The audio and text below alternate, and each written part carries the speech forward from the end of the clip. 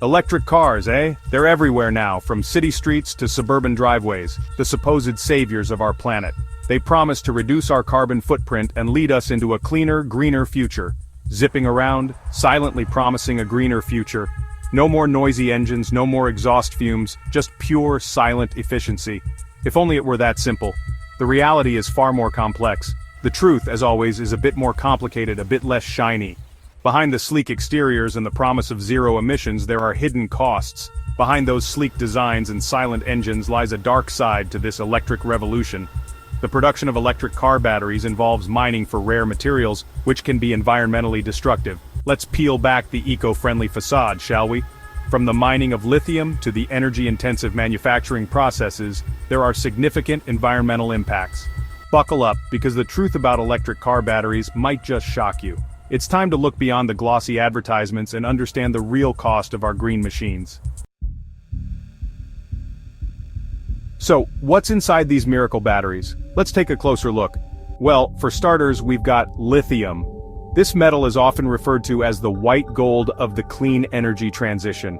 It's a crucial component in the batteries that power our electric cars, smartphones, and many other devices. Except extracting it isn't exactly clean. The process involves massive evaporation ponds and heavy machinery. Think massive evaporation ponds, depleted water sources, and a whole lot of environmental disruption. These ponds can stretch for miles, consuming vast amounts of water. Oh, and let's not forget the other key ingredients: cobalt, nickel, manganese. Each of these metals has its own environmental and ethical issues. Cobalt mining, for instance, often involves child labor and dangerous working conditions. Nickel extraction can lead to deforestation and soil contamination. Sounds like a recipe for disaster, right? Because it kind of is. The environmental cost of these so-called clean energy solutions is something we can't ignore. Here's a fun fact. Making one of these eco-friendly batteries can generate a hefty amount of carbon dioxide emissions. In fact, the process of mining the raw materials, such as lithium, cobalt, and nickel, is incredibly energy-intensive. These materials are often extracted from the earth in ways that are far from environmentally friendly.